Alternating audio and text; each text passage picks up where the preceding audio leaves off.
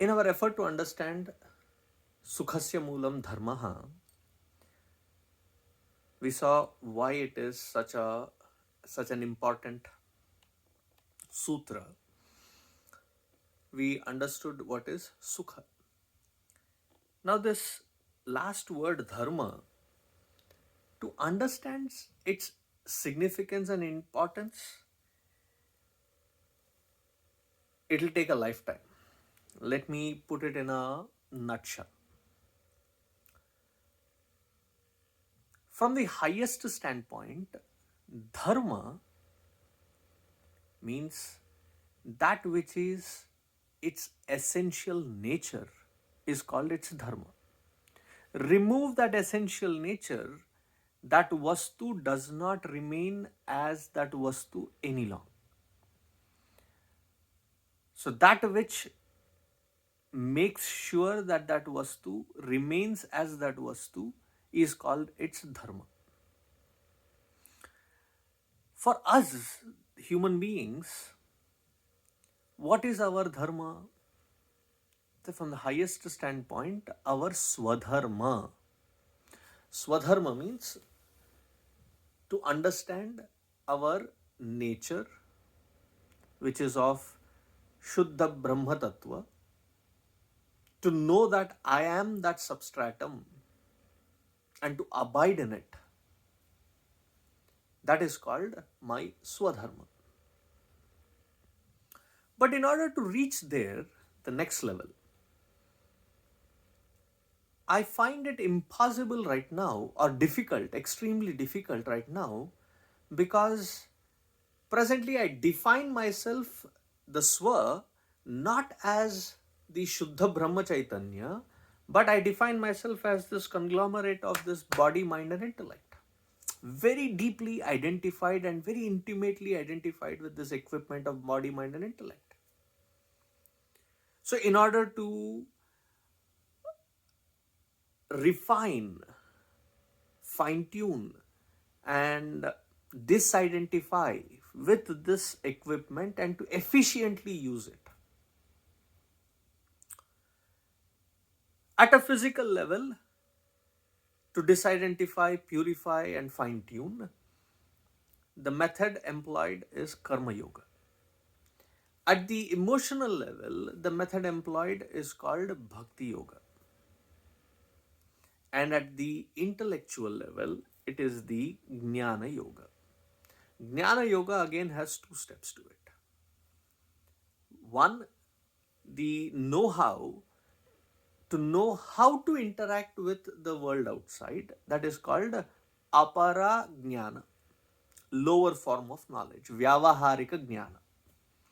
Whereas Paramarthika Jnana is to know the nature of this self is Brahman and to abide in that Brahma Tattva.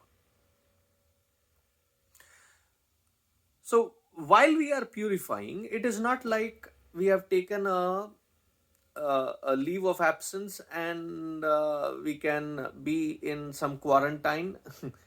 Ironically, this is a quarantine time.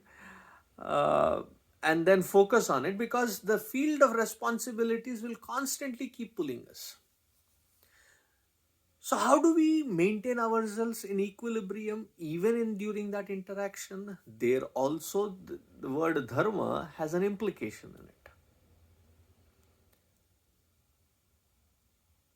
The way I look at it is, when people ask me that I have worked with different age groups back in India as well as here in US, what is the difference? I said, work-wise there is not much of a difference, but the mindset-wise there is a huge difference. In India, we are expected to fulfill our responsibilities. The rights are not that readily given.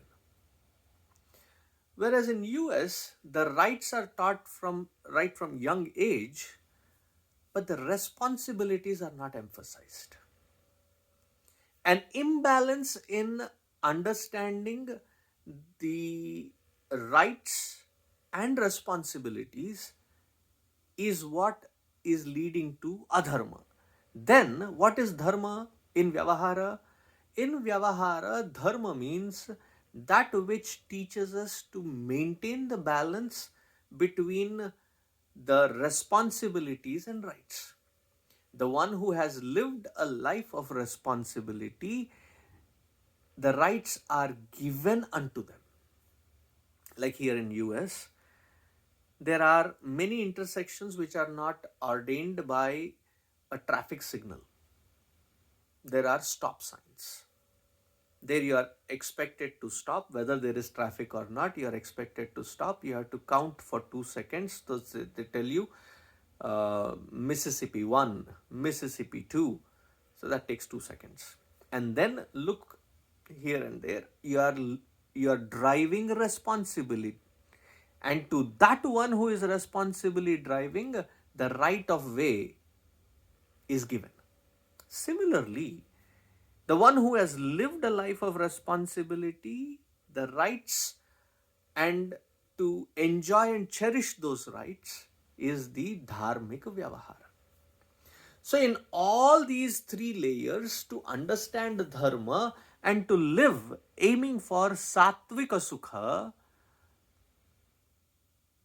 because what we essentially are aiming for is that sukha, santrupti. Therefore, that sutra, Sukhasya Moolam Dharmaha, Dharma has to be understood, and our idea, conviction of Sukha has to be refined, not the temporary fleeting joys of tamasic and rajasic nature, but of that permanency which the Sattvika Sukha is described in the Bhagavad Gita 37th shloka of 18th chapter. Thus, when an individual is reaching to that optimal level of dharmic lifestyle with sukha as a foundation, can alone give sukha without a hidden agenda to everyone around. See, that simple sutra, Sukhasya Moolam Dharmaha, how beautifully in depth it has to be understood. So hopefully we will realign ourselves to this dharma so that that sukha becomes our nature and we become the positive contributors of this sukha to the society that which we are plugged in, and thus thereby fulfilling our responsibility of being a part of this ecological system. This is called a dharmic way of life. Therefore, it cannot be called as just a religious tone as the Abrahamic mindsets talk about. Dharma is much more than religion. Therefore, that entire system of living of the Sanatana Vaidika Samskriti is called Dharma, and it cannot be called as a religion. Hope I have covered all the topics.